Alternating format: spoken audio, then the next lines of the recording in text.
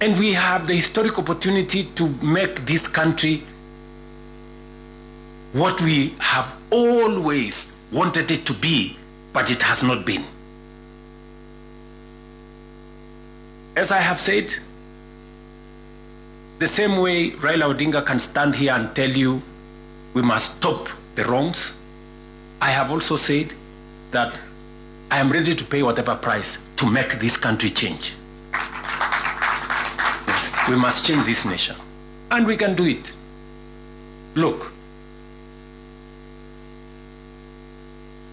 housing was part of our conversation for the last 30 years.